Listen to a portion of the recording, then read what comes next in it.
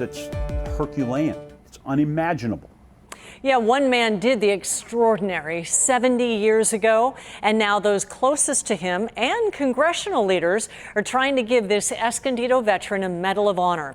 As we explore life in Escondido, ABC 10 News reporter Sofia Hernandez shares why this recognition is needed and what still needs to be done.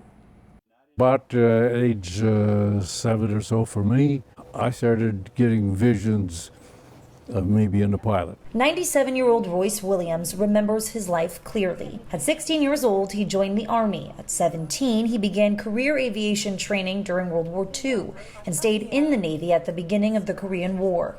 But it was on November 18, 1952, where Williams put his skills to the test. That was an hour, a little over an hour and a half out of 37 years in the military. So it was a brief incident, but it seems to have been significant.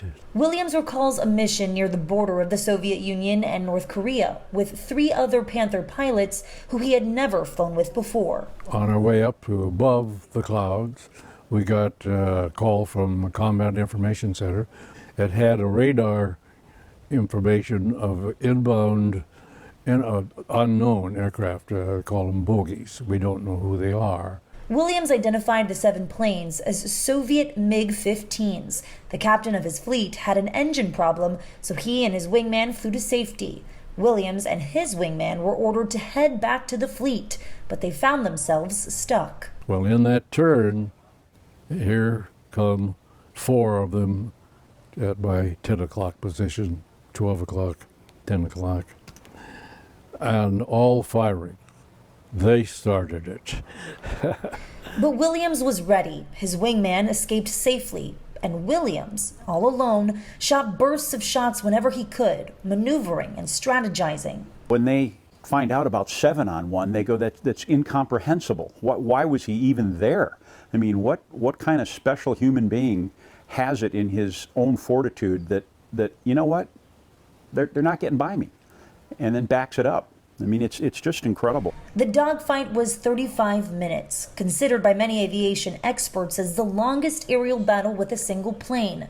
After running out of ammunition, Williams headed back to his ship, unscathed, but with 263 holes in his jet.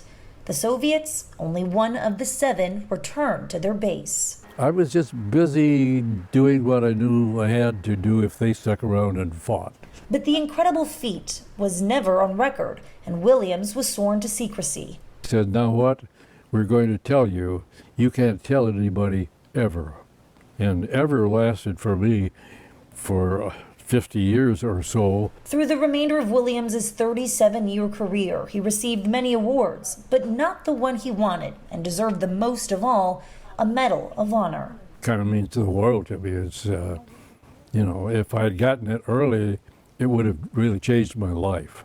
In the 1990s, those classified records became open. Roughly 10 years ago, Admiral Don Shelton, pictured here, researched and tried to garner signatures so the Navy and Department of Defense would grant Williams the honor.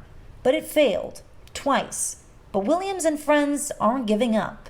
I was engaged because I believe it was put on my plate for a reason. Steve Lewandowski met Williams through the American Legion. He says now they have the support of all 5 members of the San Diego Congressional delegation. Once you see the story of what Royce Williams did and how deserving he is of this high medal, you realize it's time. Steve hopes they can get this approved through congressional action before September 30th. So this is like Shakespeare said, once more unto the breach. And this is our last best chance. For Williams, it would be a long-awaited dream come true. I'm sort of saying, whoopee, and waiting to see if Steve gets it done. Making sure this American hero gets the recognition he deserves for facing the unthinkable and coming out victorious. Sofia Hernandez, ABC 10 News. Long overdue. The amendment passed in the U.S. House. It is now in the Senate, where it is expected to be taken up next month. We will continue to follow this story.